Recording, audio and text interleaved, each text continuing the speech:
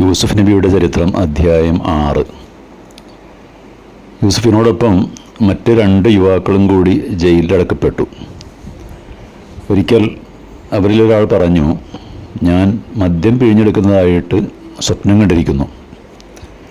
മറ്റവൻ പറഞ്ഞു, ഞാൻ എൻ്റെ തലയിൽ റൊട്ടി ചുമക്കുന്നതായും പക്ഷികൾ അതിൽ നിന്ന് തിന്നുന്നതായും സ്വപ്നം കണ്ടിട്ടുണ്ട്. ഞങ്ങൾക്കിതിൻ്റെ വ്യാഖ്യാനമൊന്ന് പറഞ്ഞു തരുമോ? താങ്കളെ നല്ലൊരു മനുഷ്യനായിട്ടാണ് ഞങ്ങൾ കാണുന്നത്.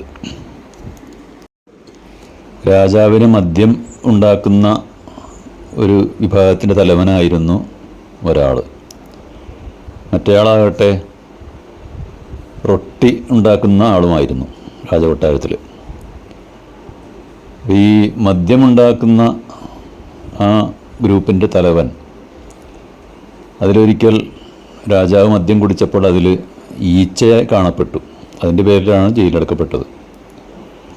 ഈ റൊട്ടി ഉണ്ടാക്കുന്ന ആൾ അയാളുണ്ടാക്കിയ റൊട്ടി വളരെ മോശമായിപ്പോയി. ഒരു ദിവസം ഉണ്ടാക്കിയ റൊട്ടി മോശമായിപ്പോയി. അതിൻ്റെ പേരിലും ആണ് ജയിലടക്കപ്പെട്ടിട്ടുള്ളത്.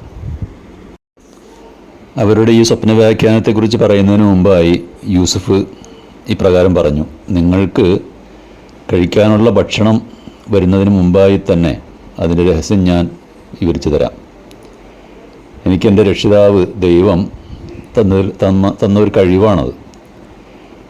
അതേസമയം ദൈവത്തിൽ വിശ്വസിക്കാത്തവരും പരലോക ജീവിതത്തെ നിഷേധിക്കുന്നവരുമായ ഈ ജനങ്ങളുടെ മാർഗം ഞാനൊരിക്കലും സ്വീകരിക്കുകയില്ല.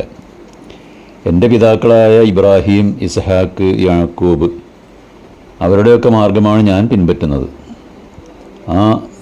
അവരിൽ വിശ്വസിച്ച ആ ദൈവത്തിൽ ഒന്നിനെയും ഞാൻ പങ്കുചേർക്കുകയില്ല.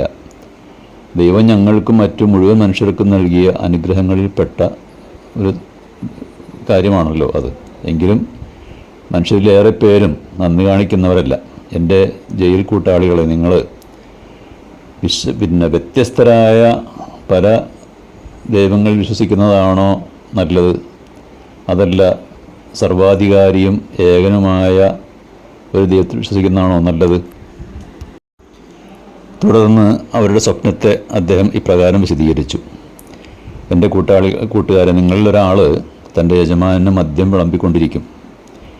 നേരെ മറിച്ച് മറ്റേയാൾ കുരിശിൽ ഏറ്റപ്പെടും. അങ്ങനെ അയാളുടെ തലയിൽ നിന്ന് പക്ഷികൾ കൊത്തിത്തിന്നും.